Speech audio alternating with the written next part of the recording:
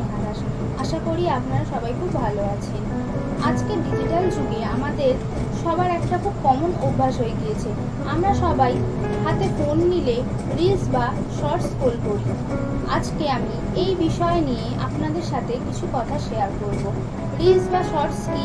Reels বা shorts হলো 7 বা 15 সেকেন্ডের একটি শর্ট ভিডিও, যা বিনোদন, শিক্ষা, বিভিন্ন তথ্যের উপর ভিত্তি করে তৈরি হয়। এই সব ভিডিও আমরা খুব দ্রুত শেষ করে দিতে পারি। কম সময়ে আমরা খুব কম পরিশ্রমে অনেক বিনোদন পাই। এছাড়াও এআই এ আমাদের আকর্ষণীয় কিছু ভিডিও পাওয়া যায়। আমরা যখন কিছু আকর্ষণীয় ভিডিও দেখি, সেগুলি আমাদের মস্তিষ্কে খুব তাড়াতাড়ি আকর্ষণ হয়ে যায়। এর কারণ আমাদের মস্তিষ্কে ডোপামিন নামক একটি হরমোন নিঃসৃত হয়।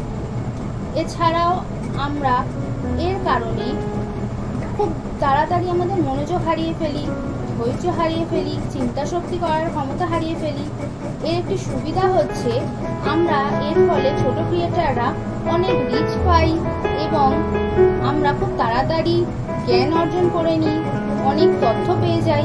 এর যেমন একটি সুবিধার দিক আছে, তেমনি এর একটি অসুবিধার দিকও আছে। সেটি হলো স্মৃতিশক্তি হারিয়ে যায় খুব তাড়াতাড়ি, মনোযোগ শক্তিও খুব তাড়াতাড়ি আমরা নষ্ট হয়ে যায়, ধৈর্য হারিয়ে ফেলি, যার ফলে আমরা খুব খিটখিটে হয়ে পড়ি।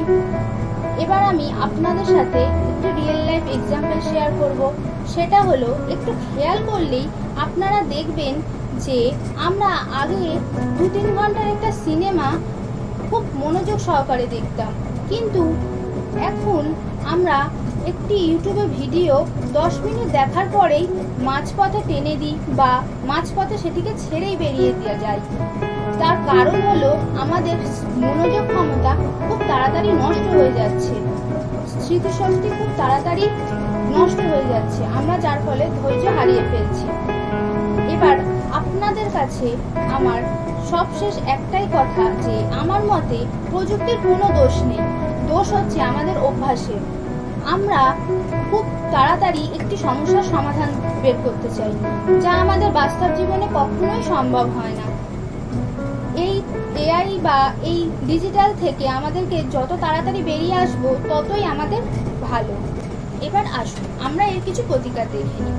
আমরা দিনে সর্বোচ্চ 20 থেকে 30 মিনিটের মতন একটি সময় বেঁধে নিই এবং দিনে অন্তত একদিন বা নির্দিষ্ট একটি সময় আমরা ফোন দেখাটাকে বন্ধ করতে পারি, অথবা আমরা সেই সময় গাছ লাগাতে পারি বা গল্পের বই পড়তে পারি বা পরিবারের সাথে গল্প করে কথাবার্তার মাধ্যমে সময়টি কাটাতে পারি। এবার আপনাদের কাছে আমার একটাই প্রশ্ন, যে আপনারা দিনে কে কতক্ষণ রিলস বা শর্টস স্ক্রল করেন? আপনাদের এর ফলে পড়াশোনায় কি খুব প্রভাব পড়ছে? আপনাদের মূল্যবান মতামত অবশ্যই আমার কমেন্ট বক্সে জানান। ধন্যবাদ।